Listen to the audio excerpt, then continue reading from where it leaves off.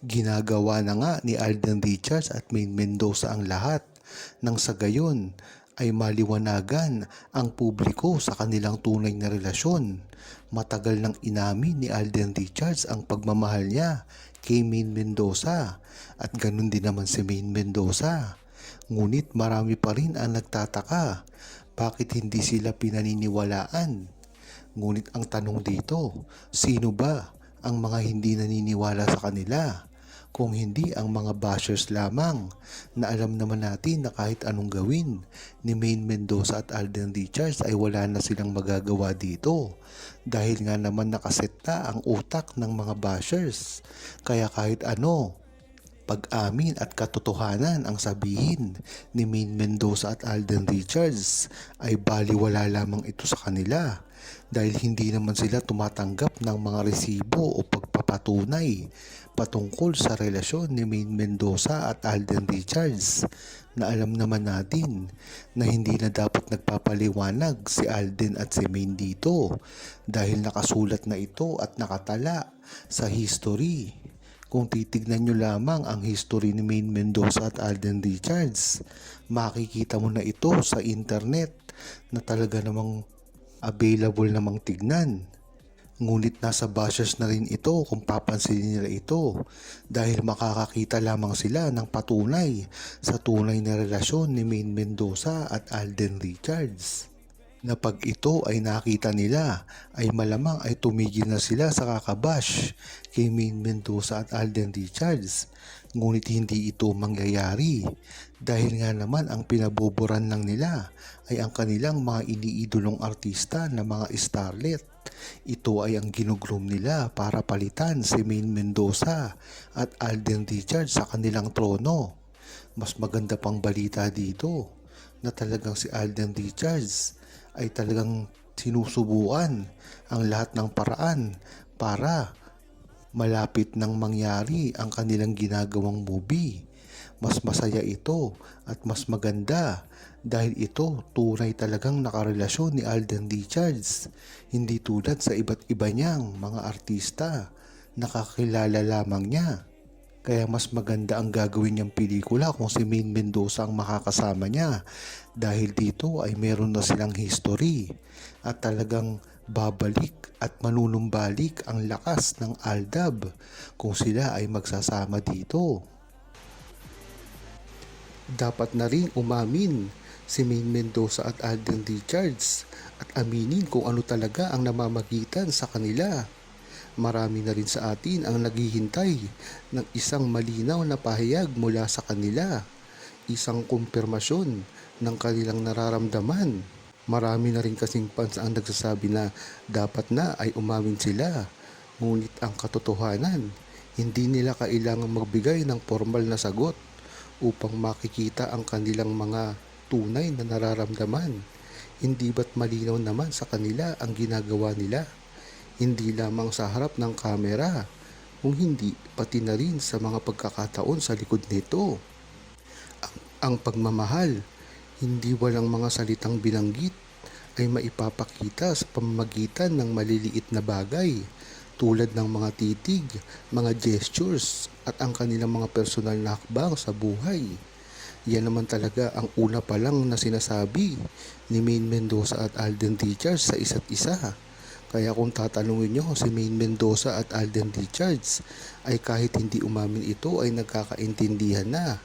Maganda lamang na aminin nila ito sa publiko, lalong-lalo na sa harap ng media at sa isang show kagaya ng Itbulaga. Nang sa gayon ay mismong mapatunayan pa na totoo ang kanilang relasyon at hindi na nila ito itago pa. Dahil sa bandang huli sila rin ang mahihirapan dito at lalong-lalo na ngayon na napakaraming bashers ang lumalabas para sirain ang relasyon nila. Hindi lang naman sa kanila ito makakabuti, ngunit ang makakabuti ito sa kanilang mga pamilya, mga taong nakapaligid sa kanila, mga kaibigan at mga katrabaho. Yan naman kasi talaga ang dapat nilang gawin dahil hindi naman sila nito napaamin ng kung sino-sino man lang. Ngunit talagang kailangan nila itong gawin para na rin sa mga tao na minamahal nila. Ang pagiging public figure nga ni Maine Mendoza at Alden Richards ay hindi madali at malaki ang pressure na nakaakibat dito. Lalo na't ang mga fans at basher ay laging may opinyon at inaasahan na makakita nila kung ano ang nangyayari sa likod ng kamera. Pero sa kabila ng lahat ng iyon, pinatunayan ni Alden Richards at Maine Mendoza na walang makakasira sa kanilang pinaghirapan. Ang mga challenges at pagsubok ay hindi naging hadlang para magpatuloy sila sa kanilang mga proyekto at sa kanilang mga personal na buhay. Bilang kasing mga artista, hindi nila maiiwasan at usapin ang tungkol sa mga kontrata, management at ang mga network na kanilang pinagtatrabahuhan. Kagaya nga ngayon ni Alden Richards na nagtatrabaho sa ilalim ng GMA at ganoon na rin si Maine Mendoza na ang kontrata niya ay sa TVJ naman. Hindi nga malinaw kung nakapirma si Maine Mendoza sa TV5 mismo, ngunit hindi na ito mahalaga. Ang mahalaga dito ay magkaiba sila ng management na ginagalawan. Kaya nga napakahirap nito na kanilang gawing pagkilos. Nahihirapan din ang TVJ na pagsamahin sila.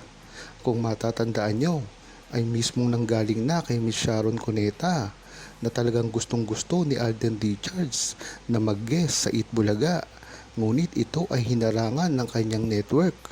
Kaya dito mo talaga malalaman na tunay ang ginagawa ni Alden Richards na gustong gusto niyang makasama si Maine Mendoza at magbalik sa Itbulaga.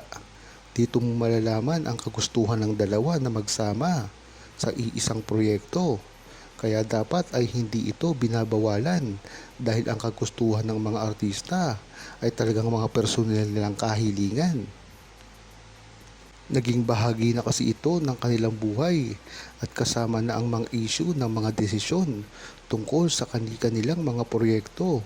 Ngunit sa kabila ng mga ganitong bagay, malinaw na hindi nila isusugal ang kanilang personal na nararamdaman sa kanilang trabaho.